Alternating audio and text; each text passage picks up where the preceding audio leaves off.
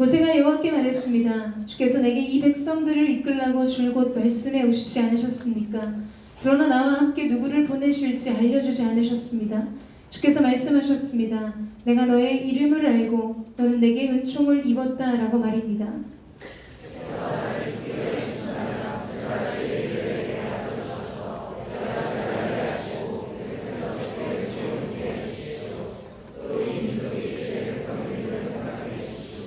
여호와께서 대답하셨습니다. 내가 친히 너와 함께 가겠다.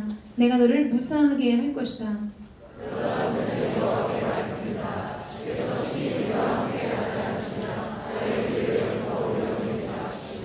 주께서 우리와 함께 가시지 않으시며 나와 주의 백성들이 주께 은총을 입었는지 누가 어떻게 알겠습니까?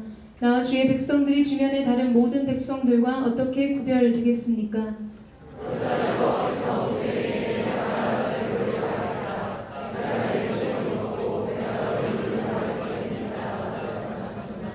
그러자 모세는 그러면 부탁입니다만 내게 주의 영광을 보여주십시오 라고 말했습니다.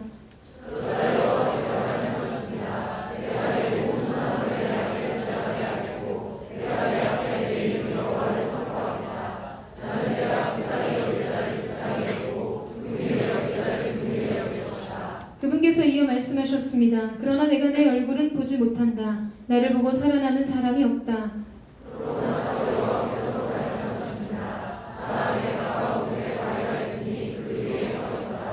그러면 내 영광이 지나갈 때 내가 너를 바위 틈새에 두고 내가 다 지나갈 때까지 내 손으로 덮을 것이다. 그러고 나서 내가 내 손을 뗄 것이니 너는 내 뒷모습만 보고 내 얼굴은 보지 못할 것이다. 할렐루야. 선하신 주님의 이름을 찬양합니다. 주님의 인자는 끝이 없고 아침마다 새로운 성실의 사랑이 오늘도 우리의 마음과 생각을 지키실 줄로 믿습니다. 다시 한번 여러분 우리 그 최고의 하나님 앞에 최고의 함성과 박수로 주님의 이름을 찬양하는 하나님을 기대합니다. 우리 가운데 주신 하나님의 말씀을 기대합니다. 주님의 영광을 우리에게 보여 주시옵소서. 할렐루야. 아멘. 사랑하는 여러분 오늘도 성령 충만하십시오. 말씀 충만하십시오. 저는 오늘 저와 여러분이 함께 드리는 이 예배 안에서 우리가 하나님의 놀라우신 영광의 임재를 목도하는 놀라운 은혜가 있게 되기를 주님의 이름으로 축원합니다. 저는 이번 주에 재미있는 영상 하나를 보았습니다. 자전거를 타던 엄마가 크게 넘어지죠. 그리고 두 아이가 엄마를 향해 두 아이가 달려갑니다. 한 아이는 엄마를 향해 그리고 한 아이는 넘어진 자전거를 향해 달려갑니다. 그런데 여러분 이 영상의 제목이 참 재밌습니다. 이 영상의 제목은 딸이 있어야 하는 이유입니다. 많은 리플들에 나도 아들이지만 아들은 다 소용없다라는 리플들이 달려있는 것들을 보았어요. 언젠가 한 집사님께서 딸은 하나님께서 주신 선물이고 아들은 하나님께서 주신 십자가라는 말씀이 떠올랐습니다. 농담 아닌 농담이 어떠한 의미인지를 굉장히 깊이 공감하는 시간이었어요. 그래서 결론은 딸이 있어야 한다 이런 것은 아닙니다. 여러분 같은 순간 두 아이의 반응은 참으로 다른 것을 보게 됩니다. 이것은 그 순간에 그들에게 더 중요한 것이 무엇인가를 보여주는 장면이죠. 인간은 언제나 자신에게 가장 가치 있다고 생각하는 것을 추구하게 되어 있습니다. 여러분 그런 길목에서 저는 오늘 우리에게 이러한 질문을 던져보게 됩니다. 우리에게 중요한 것은 무엇일까? 우리는 무엇을 향해 달려가고 있을까? 오늘 이 자리에 있는 우리의 마음은 무엇을 향해 있을까? 여러분 결정적인 순간에 우리의 존재도 우리 마음의 숨은 동기와 우리의 마음의 끌림이 무엇이었는가를 드러내게 되어 있습니다. 우리가 진정으로 무엇을 중요하게 여기며 생각했는지가 드러나게 되는 것이죠. 처음에는 같이 달려갑니다. 같은 길을 걷는 것 같아요. 그러나 결국에는 무엇을 쫓았는지가 드러나게 되고 알게 되는 것입니다. 다름이 드러나게 된다는 것이죠. 우리는 모두 신앙생활을 하며 우리는 오늘도 하나님의 임재를 추구하고 하나님 앞에 우리의 사랑을 고백하지만 오늘 우리의 영혼이 사랑의 대상이신 그 하나님을 구하고 있는가? 아니면 내가 혹 얻거나 혹 내가 잃어버릴지 모르는 그것을 구하고 있지는 않는 것인가 생각하게 됩니다. 내게 하나님이 중요한가? 아니면 내 인생의 소유와 내가 지켜야 할 수많은 것들의 가치들이 훨씬 더 중요한가? 여러분, 우리 자신은 숨길 수 없이 우리 자신에게 훨씬 더 중요하다고 생각하는 것을 향해 달려가게 되어 있습니다. 그리고 하나님 아버지께서는 오늘 우리가 하나님께로 달려가기를 바라고 계실 것입니다. 사랑하는 여러분, 아버지께로 달려가는 인생 사시기를 주님의 이름으로 축원합니다. 여러분의 평생의 인생의 모든 결정적인 순간마다 하나님을 향해 달려가십시오. 다른 것을 찾고 다른 것을 구하지 않고 여러분의 마음이 하나님을 향해 있고 여러분의 삶이 주님의 사랑의 얼굴을 구하는 은혜가 있게 되기를 축원합니다. 그래서 여러분, 저는 오늘 우리의 마음이 무엇을 향해 있는가? 다 같은 자리에 앉아 있는 것 같지만, 다 같이 말씀을 듣고 다 같이 하나님의 임재를 구하는 것 같지만, 정작 숨겨진 우리의 마음의 동기가 인생의 결정적인 순간 속에 어떻게 드러날지는 오늘 우리가 무엇을 품고 있느냐에 달려 있을 것입니다. 저는 여러분의 마음속에 하나님을 향한 사랑의 다름박질, 하나님 한 분이 내 인생의 가장 중요한 분이심을 온 마음과 영혼으로 고백하는 저와 여러분 되시기를 주님의 이름으로 축원합니다. 우리가 이 마음을 담아서 옆에 사람에게 이렇게 인사를 나눌 텐데요. 당신은 하나님의 선물입니까? 아니면 십자가입니까? 그럼 여러분의 믿음으로 대답하시는 것이에요. 여러분의 마음에 있는 것을 대답하십시오. 이것이 우리의 삶의 축복의 선언이 되기를 원합니다. 믿음으로 나는 하나님의 선물입니다. 이렇게 대답하시죠. 평생에 하나님과 동행하며 하나님의 사랑의 임재에 날개 그늘 아래 거하는 여러분 되시기를 주님의 이름으로 축원합니다. 오늘의 본문 말씀은 저는 개인적으로 제 예배 인생에 있어서 베이스 캠프와 같은 말씀입니다. 너무나 아름다운 예배의 장면들을 묘사하고 있죠. 우리는 지난주에 이 금송아지 사건으로 하나님 앞에 배교한 이스라엘 백성들과 그들을 위해 하나님 앞에 기도하는 모세의 모습에 대해서 살펴보았습니다. 사랑의 언약을 파기한 이스라엘 백성들에게 하나님의 실망감을 감추시지 못하시고 그들을 진멸하겠다라고 하는 마음을 말씀하십니다. 그러나 모세의 간절한 기도와 청원을 따라 하나님께서 그 뜻을 거두어 주셨습니다. 그리고 오늘 본문 속에서 모세는 그의 기도를 계속해서 이어가고 있습니다. 이 기도는 하나님의 임재와 하나님의 동행에 대한 간절한 청원을 담고 있습니다. 우리가 읽지 않았지만 이 출애굽기 33장 1절에서 3절 말씀을 보면 하나님께서 모세에게 그런 말씀을 하세요. 이제 너는 이 백성들을 이 시내산으로부터 출발시켜서 하나님께서 그들에게 주신 약속하신 젖과 꿀이 흐르는 약속의 땅 가나안을 향해 올라가라고 말씀하십니다. 하나님께서 친히 천사들을 그들 앞서 보내셔서 그 땅의 모든 거민들을 쫓아내주시고 그들 가운데 정착할 수 있는 은혜를 베푸시겠다고 말씀하시죠. 자, 여러분, 여기까지는 축복입니다. 은혜입니다.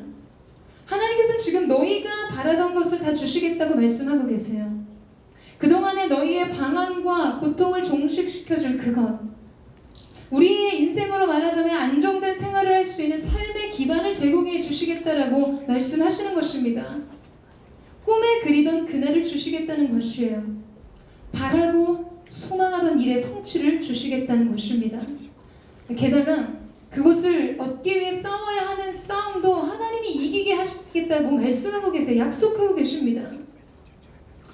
그런데 하나님께서 여기서 멈추지 않으십니다. 문제는 무엇입니까? 하나님께서 이 33장 3절 말씀에 보면 그러나 나는 너희와 함께 올라가지 않을 것이다 라고 말씀하세요. 너희 인생의 모든 필요들을 내가 공급해 주겠지만 나는 너희와 함께 하지는 않겠다는 말씀이었습니다. 하나님 없는 젖과 꿀이 흐르는 땅을 주시겠다는 것이죠. 자, 여러분, 이때 여러분 안에 문득 드는 생각은 무엇입니까? 크게 문제될 것이 없어 보이세요? 왜냐하면 일단 중요한 것이 해결되었기 때문에 굉장히 못 이기는 척 아쉬운 것처럼 좀 아쉽네요. 나중에 꼭 그러셔야 하겠습니까? 그게 마음 편하시겠어요? 그럼 속상하지만 그렇게 하세요. 하나님 편하시면 그렇게 하십시오. 여러분, 이러한 태도, 이러한 마음이 우리의 마음 가운데 있을 수 있겠죠.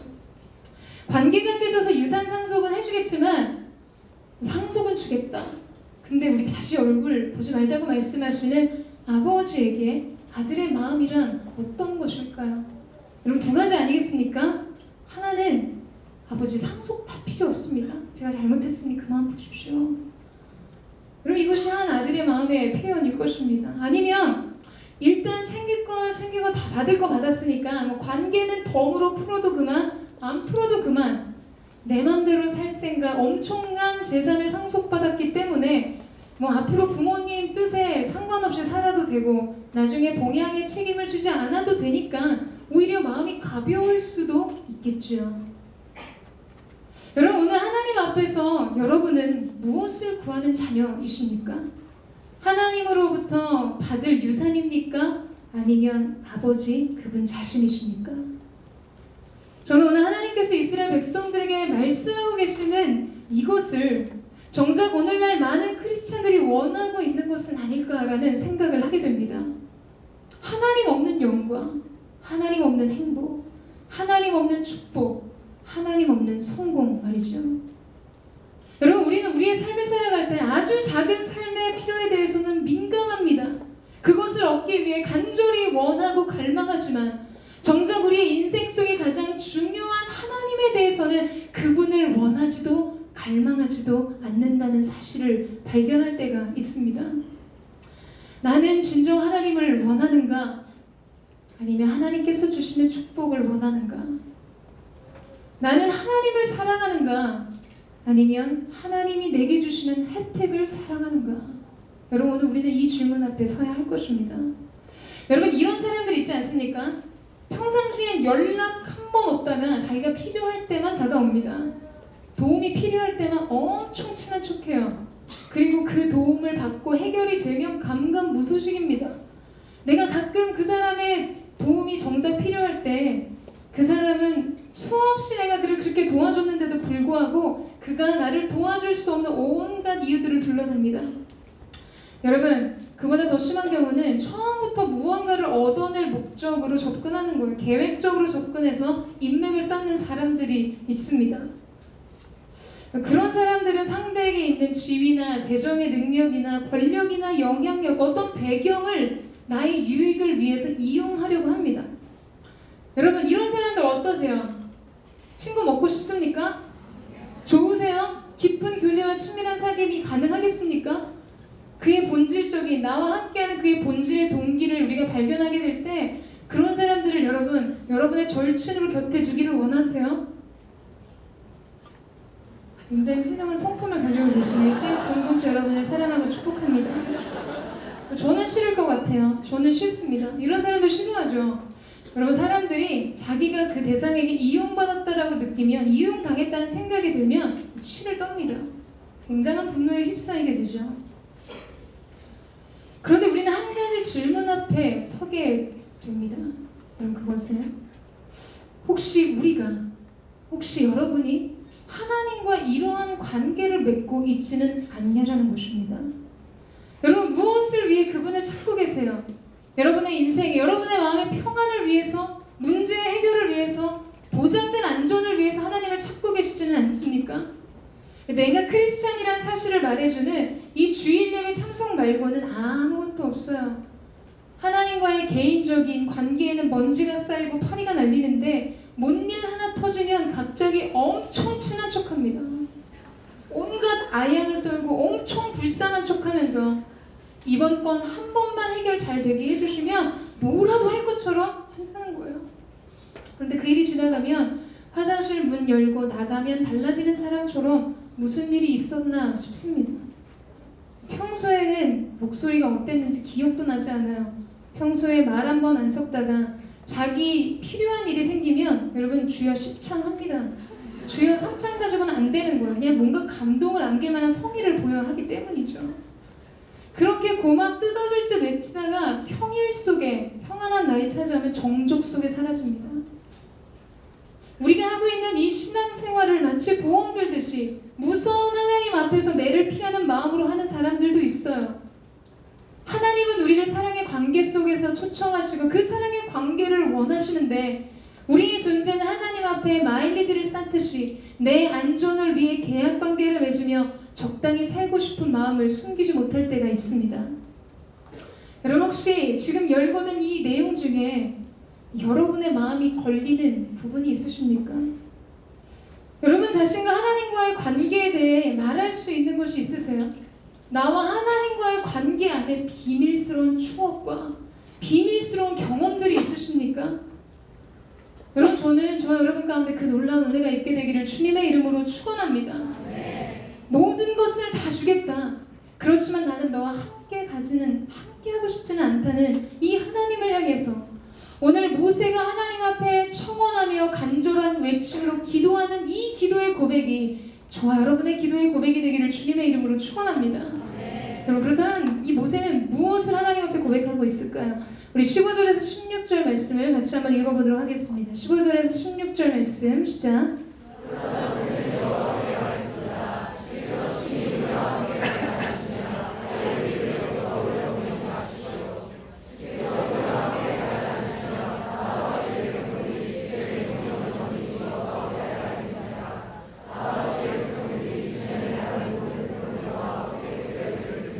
그럼 우리를 여기서 올려보내지 마십시오.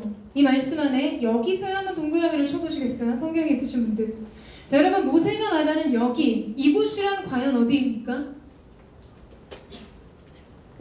하나님 우리와 함께 하시지 않으면 우리를 여기서 보내지 마십시오. 그 여기라는 곳, 이곳이라는 곳이 어디죠? 광야입니다. 여러분 우리가 너무나 잘 알고 있듯이 광야는 역경의 장소예요. 풍요도 없고 안락도 없는 불편하기 그지없고 하루하루 기적과 같은 하나님의 도우심이 없이는 살아갈 수 없는 곤고한 땅입니다. 아직도 해결되지 않는 일들과 성취되지 않은 바람들이 산적해 있는 곳, 그곳이 광야였습니다. 아름다움이라 찾아볼 수 없는 그 땅에서 모세는 지금 이렇게 말하고 있는 것입니다. 하나님, 우리에게 이 방황이 끝나지 않는다고 해도, 이 고통과 고난의 계절이 계속된다 해도, 풍요와 번영을 보장해주는 가나안이 없다 해도 하나님 당신이 계시는 그곳에 내가 함께 있기를 원합니다. 여러분 이곳이 지금 모세의 고백이었다라는 거예요. 나는 하나님 없는 축복을 원하지 않습니다. 내겐 하나님 당신이면 모든 것이 너무나 충분합니다 라고 말하고 있는 것이죠. 여러분 모세의 갈망, 모세의 마음의 열망은 무엇이었습니까? 여러분 모세의 열망은 무엇이었습니까? 하나님의 임재를 향한 갈망이었어요. 그는 하나님의 임재와 동행을 원했습니다. 모세는 하나님의 존전에서 하나님의 함께 있음을 이 세상의 그 어떤 풍요보다 가치 있게 생각했던 것이죠. 왜냐하면 하나님이 주시는 축복보다 하나님 자신을 더 갈망하고 사랑했기 때문입니다. 하나님께서 허락하시는 보화보다 하나님과의 친밀한 사귐을 그는 더 원했기 때문이었어요. 여러분 이것을 현대판으로 말한다면 이러한 고백이 되겠죠. 나한테 너만 있으면 돼. 이러한 고백입니다. 이러한 고백을 듣는 여러분 되시기를 주님의 이름으로 축원합니다. 여러분 이곳이 여러분의 고백이 되시기를 또한 축원합니다. 사람을 향해서가 아니라 하나님을 향해서 이 고백을 드리는 하나님의 사람들이 되십시오. 어떤 분들은 이러한 이야기를 할 수 있어요. 아니 너무 감상적인 거 아닙니까? 현실 감각이 없어서 그런 것이죠 라고 말하고 싶은 분들이 계실지 모르겠어요. 이런 고백은 소실적, 정말 현실성 없는 드라마 대세 속에서나 등장하고 어린 시절에 읽었던 동화의 한 장면, 오래오래 그들이 행복하게 살았다고 말하는 그런 관계 속에서나 가능한 이야기처럼 느껴진다면 여러분은 지금 사랑과 굉장히 멀리 계신 것입니다. 여러분 이 사랑이란 이야기는 사실 사랑하고 있지 않은 사람에게 굉장히 모호하고 뜬구름 잡는 이야기예요. 뭔 소리를 하는지 잘 못 알아듣겠는 것이 사랑에 관한 이야기입니다. 그냥 눈꼴 시리고 꼴 사나운 것이 사랑에 대한 이야기예요. 그러나 내가 사랑을 경험하고 있고 내가 그 뜨거운 불같은 사랑 안에 담겨져 있는 사랑은 여러분 길가에 스치는 가요 속에 등장하는 사랑 이야기에 가슴이 저미는 거죠. 내가 그 사랑을 하고 있기 때문입니다. 오늘 모세의 고백 속에 담겨져 있는 이야기, 그리고 제가 여러분에게 이야기하고 있는 하나님을 향한 사랑의 이야기가 너무나 모호하고 뜬구름 잡는 뭔가 추상적인 관념적인 이야기처럼 들린다면 여러분은 어쩌면 하나님과 이 사랑의 관계 속에서 멀리 떨어져 있을지 모르겠습니다. 오늘 우리가 추구해야 될 사랑이란 무엇일까요? 여러분, 저는 저와 여러분의 인생이, 우리의 예배의 현장이 하나님의 손을 구하는 자들이 아닌 하나님의 얼굴을 구하는 사람들이 되기를 주님의 이름으로 축원합니다. 하나님의 손길의 능력을 구하기 이전에 사랑의 대상이신 그분의 얼굴을 구하는 예배자가 되는 것이죠. 여러분, 그 마음을 사모하세요? 여러분의 연인과 여러분의 남편과 아내가 내게 무엇을 해줄 수 있는 그 콩고물이 중요한 것이 아니라 나는 그 사람을 원하는 그 마음의 기쁨, 그 마음의 기쁨을 하나님과의 관계 속에서 누리는 여러분 되시기를 주님의 이름으로 축원합니다. 저희 어린 시절에는 여러분 가정용 오락기계라는 게 있었어요. 제믹스, 겜보이 이런 것들이었는데요. 아시나요? 제믹스는 이렇게 오락실이랑 똑같은 막대에 동그란 거 달려서 하는 것이었고, 겜보이는 손으로. 저는 굉장히 이것을 좋아했습니다. 당시 가격으로 한 13만 원 정도 하는 것이었으면 엄청나게 고가고 비싼 것이었죠. 아무나 가지고 있지 못하는 게임기였어요. 그런데 그 제믹스가 저희 사촌 오빠에게 있었습니다. 가끔 명절 때 고모부 집에 가면 그게 그렇게 부럽고 너무너무 좋았어요. 제가 옆에서 정말 누가 봐도 제가 저걸 너무 좋아하는구나 라는 것을 느낄 정도로 그걸 너무 갖고 싶어 하니까 고모가 그게 이렇게 딱해 보이셨는지 이제 내년에 오빠가 중학교 가면 유경아 이거 너 줄게, 그만하라 라는 뜻의 말씀을 전하셨어요. 당시 제가 그때 유치원생이었는지 초등학교 1학년인지 기억은 잘 나지 않는데요, 꼬박 1년을 그 고모의 말을 기억하고 기다리고 있었습니다. 그리고 이제 1년이 지나서 그 오빠가 이제 중학교에 들어간 어느 날 3일간 속초에서 아버지께서 목회자 세미나를 참석하시고 돌아오시는 길에 고모댁에 들리신다는 거예요.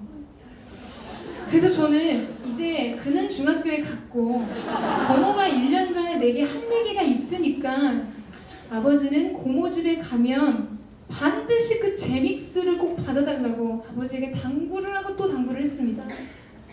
여러분, 아이에게 이 3일이라는 시간이 얼마나 길었겠어요? 저는 정말 간절한 소망을 담아서 아버지가 돌아오시기만을 간절히 기다리고 있었어요. 그리고 3일이라는 시간이 지나서 아버지가 돌아오시는 날이 되었어요. 여러분, 당시에는 뭐 삐삐나 핸드폰이 없었기 때문에 아버지의 동선이 파악이 되지 않습니다. 어디까지 가셨는지, 어떤 상황인지 확인이 안 되는 것이에요. 방법이 없었기 때문에 저는 거의 10분에 한 번씩, 점점 마음이 급해지면 5분에 한 번씩 고모 집에 전화를 해서 아무 일이 없는 거죠. 고모 혹시 아빠 왔어요? 이렇게 끈질기게 물어봤습니다. 수십 번을 전화를 했어요. 고모 집에 마침내 도착하신 아버지가 수십 통의 전화가 왔었다는 이야기를 듣고 저에게 전화를 하셨습니다. 저는 아버지의 전화를 받자마자 오늘 아버지의 미션이 무엇인지를 다시 확인시켜드렸어요. 아버지는 내게 오실 때 반드시 중학교에 간 그의 제믹스를 들고 오셔야 합니다. 알겠다는 아버지의 대답을 확인했습니다. 저는 가슴이 너무 떨렸어요. 너무 설레이고 좋아서 이렇게 가만히 있지 못하는 거예요. 빨리 오셨으면. 그로부터 몇 시간을 또 간절히 아버지를 기다렸습니다. 그리고 마침내 정말 넋이 나간 채로 아버지를 기다렸던 제게 띵동 하는 초인종 소리가 울렸어요. 정말 스프링처럼 튀어 올라서 칼루이스처럼 달려갔습니다. 여러분, 4일이라는 시간을 온전히 아버지만 기다렸죠. 그런데 이 현관문을 열고 들어오시는 아버지를 보자마자 저는 눈물이 터졌어요. 너무 감동해서가 아니라 아버지의 손이 비어 있었거든요. 이렇게 저의 어린 아이의 마음을 공감해 주셔서 감사합니다. 아니, 3일 동안 아빠를 기다렸는데 아빠한테 아빠 얼굴 한번 쳐다보지 않고 인사하지 않은 채 아빠의 빈손을 보고 그대로 들어가서 책상 밑에 들어가서 나오지 않고 하루 종일 울었습니다. 밥을 먹으라고 하셨지만 책상 밑에 들어가서 하루 종일 정말 울었어요. 이 소식을 들은 고모가 다음날 제믹스를 사주셨습니다. 그래서 저는 거의 중학교, 고등학교 시작까지 그 용돈 모아서 그 팩 하나 사는 재미, 그 재미를 누렸죠. 이 이야기의 결론은 때를 쓰면 갖고 싶은 것을 얻는다가 아닙니다. 자, 여러분, 저는 아빠를 기다린 것이었을까요? 아니면 아빠가 들고 올 제믹스를 기다린 것일까요? 어휴, 이렇게 반응이 당황했어요, 지금. 침묵을 예상했는데 이렇게 말씀하실 수 있는 분인지 몰랐어요. 네, 여러분, 그 4일이라는 시간을 저 아직 기억하거든요. 그 책상 밑에 들어가서 의자를 끌어안고 나오지 않고 울었던 그날의 시간들을 기억합니다. 누가 보면 4일의 시간 동안 오롯이 아버지만을 기다린 것 같아 보였지만, 여러분, 정작 아빠를 만나는 순간 중요한 것은 아빠 그분이 아니었어요. 그 아빠가 내게 무엇을 줄까였습니다. 사랑하는 아빠의 얼굴을 볼 겨를도 없이 아빠의 빈손을 보고 실망해서 돌아섭니다. 여러분, 저는 이 장면을 떠올릴 때마다 우리의 많은 기도와 예배의 현장 속에서도 우리는 하나님의 임재를 구하고 하나님의 기름 부으심을 구하는 것 같지만, 우리가 주목하고 있는 것은 하나님 손에 들린 선물일 때가 많습니다. 간절히 원했는데 하나님 손이 비어있는 것을 보면 실망하고 돌아섭니다. 돌아져요. 분명 하나님을 원하고 하나님을 갈망한 것 같았지만 본질은 하나님으로부터 내가 얻을 수 있는 것을 구한 것이었습니다. 사랑하는 여러분, 오늘 저와 여러분, 우리는 하나님의 임재 앞에 서 있습니다. 오늘 저와 여러분이 하나님의 임재 앞에서 우리가 구하고 있는 것은 과연 무엇일까요? 나조차도 추적할 수 없는 내 마음의 동기가 지금 무엇을 향해 있는 것일까요? 기도할 때마다, 예배할 때마다 오로지 내 아버지 하나님 손에 무엇이 들렸는가? 내게 하늘의 창고를 열어 무엇을 쏟아 부어주실 수 있는가만을 바라보고 있지는 않습니까? 저는 우리의 영혼의 시선이 하나님의 손으로부터 하나님의 얼굴로 그 영혼의 방향이 바뀌어지게 되기를 주님의 이름으로 축원합니다. 내게 기쁨을 주는 것은 하나님이 주시는 축복이 아닌 하나님 당신임을 고백하는 참사랑의 예배자가 되시기를 주님의 이름으로 축원합니다. 옆에 사람에게 한번 축복해 주세요. 하나님의 얼굴을 구하는 예배자가 되십시오. 자, 여러분, 이제 계속되는 모세의 강구를 들어보도록 하겠습니다. 18절 말씀을 같이 한번 읽겠습니다. 18절 말씀 시작.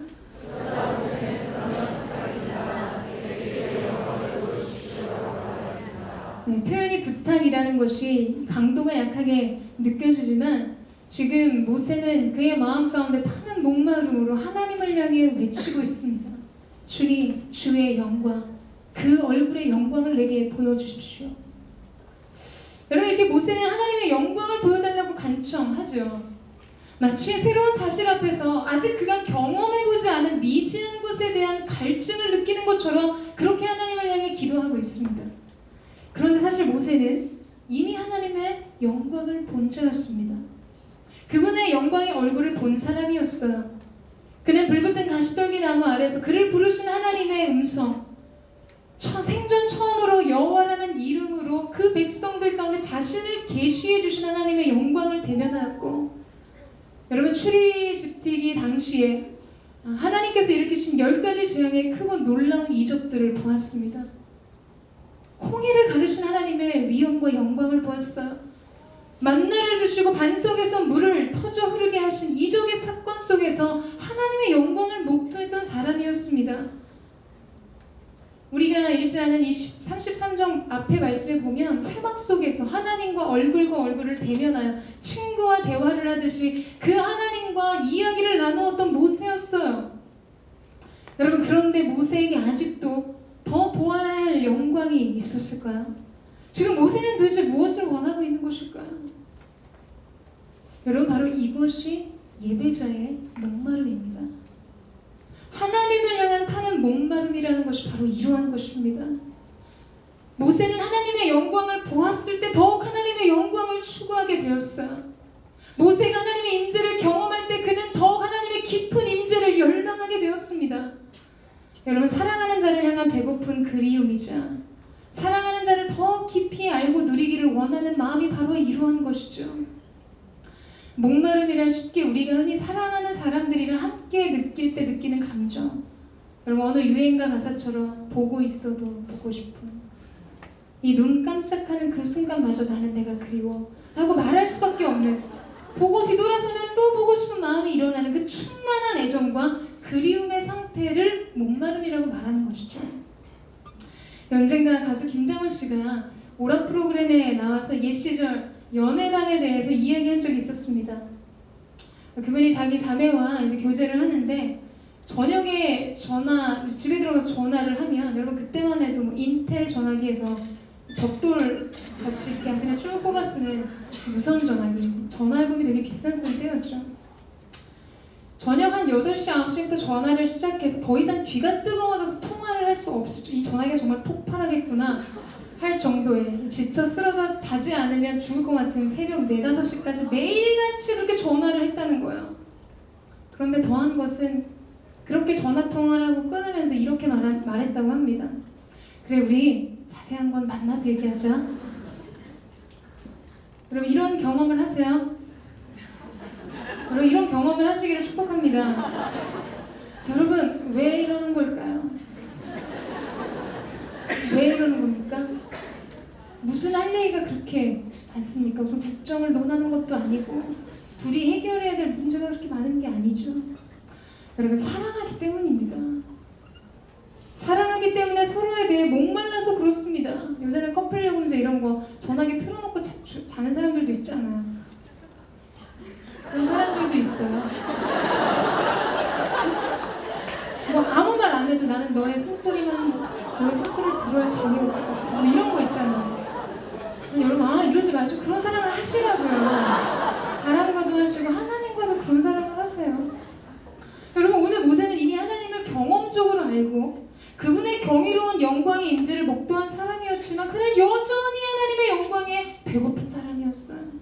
그는 여전히 하나님의 임재에 갈증을 느끼는 배고픈 예배자였습니다. 하나님의 영광에 목말랐어요. 여러분 저는 제 평생에 한 가지 소원이 있다면 언제나 고백하는 것이지만, 여러분 더 무언가를 잘하는 사역자가 되는 것이 아니라 마지막 순간까지, 내 생의 마지막 순간까지 하나님의 임재와 하나님의 영광 앞에서 타는 목마름을 가진 예배자가 되기를 너무나 사모합니다. 그리고 또한 이것이 우리의 갈망이 되기를 주님의 이름으로 축원합니다.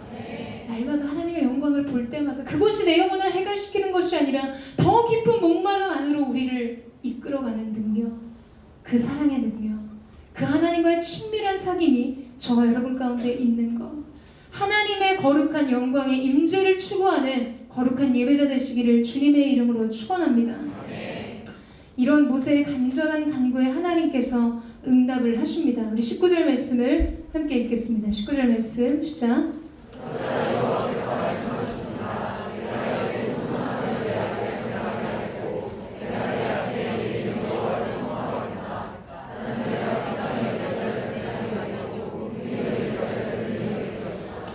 여러분 혹시 여기 자매 신발 사이즈 245mm 신으시는 분 계십니까? 없으세요? 누가 먼저 들으셨는지 모르겠어요. 245mm 명화 멘토님, 죄송합니다. 네, 유명한 MC가 손을 들고, 네, 제가 언젠가 아울리시 갈 때 신으려고 산 전투화가 있습니다. 단화 운동화인데요. 뭐 전투 기타, 전투 운동화 이런 거 있는데 제가 이거를 사놨다는 사실을 까먹고 그냥 고이 모셔두다가 이번에 정리하면서 찾았어요. 근데 이 운동화를 보는 순간 사랑하는 SS 공동체가 생각이 났습니다. 내가 발 사이즈 맞는 자에게 이 운동화를 신게 하리라. 제가 요새 제 조카가 보는 신데렐라 만화를 함께 보고 있거든요. 거기에서 얻은 영감인데요. 자, 245 명화 자매 일로 한번 나와보시겠어요?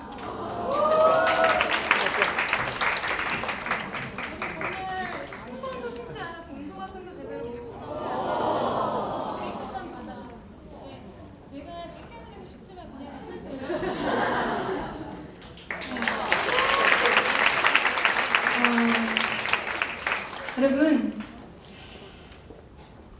제가 뭘 얘기하고 싶을까요? 그냥 처치곤란한 운동 하나 처리한 것이 아닙니다. 제가 신을 수 있어요.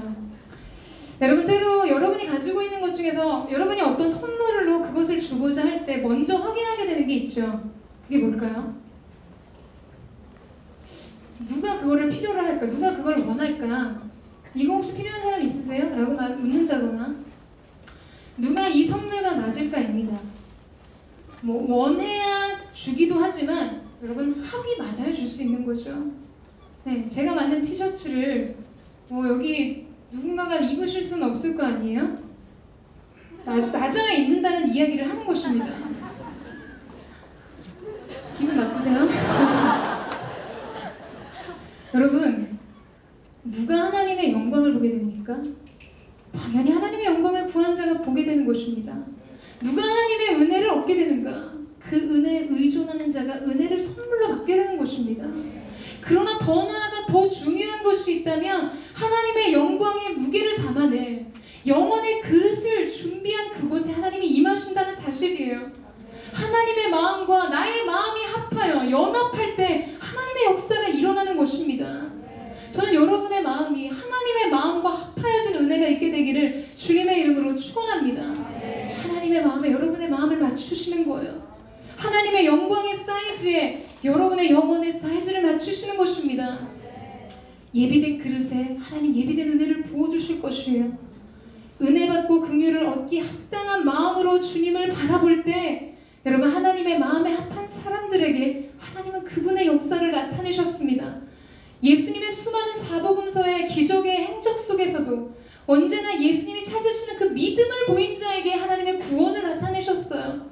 육신의 질병을 떠나가게 하시는 은혜, 종되었던, 억압되고 속박되었던 그의 인생 속에 자유를 주시는 그 모든 행적 속에 딸아, 너의 믿음이 너를 구원하였도다. 하나님이 찾으시는 믿음의 사이즈, 하나님이 역사하고 임하시기를 원하시는 그 영혼의 그릇을 준비한 자에게 하나님이 그 은혜를 부어주시는 것입니다. 여러분, 저는 저와 여러분 가운데 그 하나님의 영광의 임재를 담는 영혼의 그릇을 예비하는 하나님의 사람들이 되시기를 주님의 이름으로 축원합니다. 특별히 하나님께서는 오늘 이 말씀 속에서 내가 나의 선함을 내 앞에 지나가게 하시겠다고 하십니다. 이것은 하나님의 선하심을 그에게 나타내 보이시겠다는 말씀이죠. 곧 하나님의 성품을 나타내 보이시는 것입니다. 하나님이 어떠한 분이신지 사랑의 본체가 되시는 그분 자신을 우리에게 계시해 주시는 것이죠. 여러분, 우리에게는 이 하나님의 선하신 성품에 대한 경험이 너무나 필요합니다. 왜냐하면 우리는 하나님의 사랑의 성품에 대한 너무나 많은 오해를 안고 살아가기 때문이죠. 우리의 영혼 가운데 찾아오는 많은 불안과 두려움은 이 하나님의 성품에 대한 이해와 경험이 없을 때 주어지는 오해입니다. 만약에 여러분 이 시간 여러분이 한번 생각해 보세요. 하나님이 이 시간 여러분을 생각하고 계신다고 한번 상상해 보십시오. 그러면 하나님이 여러분에 대해서 어떤 생각, 여러분에 대해서 어떻게 느끼신다고 생각하시겠습니까? 하나님 나를 너무나 기뻐하시는 그 마음이 느껴진다. 아니 하나님 나한테 뭔가 실망하고 하나님 마음이 이렇게 기쁘지 않은 게 느껴져서 가슴 아프다. 아니면 보기를 더 드려야 되나요? 여러분, 근데 놀랍게도 대부분의 사람들이 하나님께서 내게 실망하셨거나 혹은 분노를 화가 나셨다라고 탐탁지 않게 느끼신다라고 생각하는 사람들이 많습니다. 왜 그럴까요? 물론 우리가 연약하고 우리가 잘못한 것이 있기 때문이기도 합니다. 그러나 근본적으로 우리의 연약함과 우리의 죄악이 가장 먼저 하나님의 주목을 끈다고 생각하기 때문이에요. 나의 죄와 나의 허물과 나의 연약함과 나의 부족이 오늘 하나님의 시선을 사로잡는다고 믿기 때문입니다. 하나님이 나를 보실 때 먼저 그것을 주목하여 보시게 되는 하나님의 시선이 그곳으로 향하게 있다고 믿기 때문이죠. 사랑하는 여러분, 그러나 하나님의 사랑은 결코 우리의 행위에 의존하지 않습니다. 믿으십니까? 사랑은 하나님의 감정이 아니라 사랑은 하나님의 성품입니다. 믿으세요? 여러분, 저는 기질과 성격을 설명할 때 그런 이야기예요. 기질은 변하지 않는다고 생각합니다. 왜냐하면 기질은 이 옷으로 따지면 이 옷의 재질과 같은 것이죠. 실로 옷감을 짤 때 나중에 여러분 그 옷이 맞지 않으면 어린 시절 저희 어머니는 옷을 많이 짜주셨는데 그 실을 풀어다가 다른 모양의 옷을 만들어 주실 때도 있었습니다. 옷의 형태가 바뀌는 것이 뭐 사람의 성격이라고 비유할 수 있다면 사람의 기질과 어떤 성품은 사실 이 옷의 재질과 같은 것이죠. 우리가 가지고 있는 고유 기질. 그래서 하나님은 사실 인생을 기질대로 사용하시지 않습니까? 모든 사람을 동일한 방법대로 쓰시지 않으신다는 거예요. 무엇을 말하고 싶은 것일까요? 여러분, 하나님의 성품은 결코 변함이 없으신 것입니다. 근데 하나님의 성품이 하나님은 사랑이시라는 거예요. 하나님의 성품의 속성은 사랑이십니다. 우리는 하나님은 사랑이십니다. 그 사랑을 하나님의 감정으로 오해하지만 사랑은 하나님의 감정이 아닌 그분의 성품인 것입니다. 우리의 실패나 우리의 죄는 그분의 사랑을 조금도 축소시킬 수 없다라는 사실이에요. 약화시킬 수 없습니다. 왜냐하면 그것이 그분의 성품, 그 성품이 하나님의 사랑이기 때문입니다. 하나님의 사랑은 자녀들의 행위가 아닌 아버지 자신의 성품을 반영하는 것이기 때문에, 여러분, 그렇기 때문에 우리의 영혼의 자유와 평안은 변함없는 하나님의 성품을 경험할 때 주어지는 것입니다. 믿으세요? 이 오해가 풀려야 내 안에 열매 맺는 불안과 두려움과 근심이 떠나가는 것이에요. 두려움의 유일한 해독제는 사랑입니다. 여러분, 저와 여러분의 인생 속에 이 하나님의 사랑의 성품, 인생에서 가장 중요한 것이 있다면 이 하나님 아버지의 성품을 경험하는 것이라고 믿습니다. 하나님의 성품에 대한 그분을 아는 지식을 갖는 것이 우리의 영혼 속에 자유를 주게 될 것이에요. 평안을 주게 될 것입니다. 날마다 은혜와 자비로 우리를 덮으시고 우리 인생을 의롭다 하신 하나님의 변함없는 완전하신 사랑을 경험할 때, 여러분, 우리 역시 하나님이 기뻐하시는 사랑의 응답을 주 앞에 드릴 수 있을 것입니다. 이런 말씀을 맺으면서 여러분에게 함께 도전하고 싶습니다. 그렇다면 이제 우리가 이 하나님의 성품을 아는 한 사람의 예배자로서 우리가 원해야 하는 한 가지는 무엇이 되어야 하겠습니까? 저는 어저께 중보기도 모임 속에서 하나님께서 저의 지난날의 한 장면을 떠오르게 하셨습니다. 제가 고등학교 2학년 시절의 일인데요. 저희 주일학교 선생님과 대화를 나누면서 길을 걷고 있었습니다. 당시 저는 이 주 곁에 거하리라는 이 찬양을 굉장히 사랑했습니다. 그 찬양의 고백 속에 주를 향한 나의 사랑 날마다 더하네 라는 고백이 있어요. 저는 이 고백을 들을 때마다, 그리고 이 고백을 하나님 앞에 들을 때마다 눈물이 났습니다. 그래서 그 선생님과의 대화 속에서 그런 이야기를 했어요. 선생님, 내일 하나님을 더 사랑할 수 있다면 얼마나 좋을까요? 날마다 주님 더 사랑할 수 있다면 얼마나 행복할까요? 저는 하나님이 제 사랑을 도와주셨으면 좋겠어요. 내가 주님 더 사랑할 수 있도록 주님이 제 사랑 도와주셨으면 좋겠어요. 선생님이 웃으시면서 너는 그게 그렇게 행복하니? 저는 그것을 원해요. 그 장면이 어저께 기도 모임 중에 떠올랐습니다. 오늘 저와 여러분 안에 우리에게 필요한 한 가지 갈망, 한 가지 소망이 있다면 그것이 무엇이어야 하는지를 다시 보게 하셨어요. 사랑하는 여러분, 그것은 우리의 존재가 주님을 날마다 더욱 사랑하는 것입니다. 날마다 하나님께 더 가까이 나아가는 것이에요. 첫 번째 나의 소망은 하나님께로 더 가까이, 두 번째 나의 소망은 주께로 더 가까이, 세 번째 나의 소원은 주님께로 더 가까이 나아가는 것이죠. 여러분, 저는 이것이 저와 여러분의 단 한 가지 영혼의 갈망이 되기를 주님의 이름으로 축원합니다. 주님 보좌 앞에 나아가서 주님 손에 손길의 능력을 구하는 것이 아니라 그 얼굴에 그 사랑을, 그분 자신을 구하는 그 예배자, 하나님 기뻐하시는 그 거룩한 예배자 되시기를 주님의 이름으로 축원합니다. 저희 함께 찬양하며 하나님 보좌 앞에 함께 나아가겠습니다.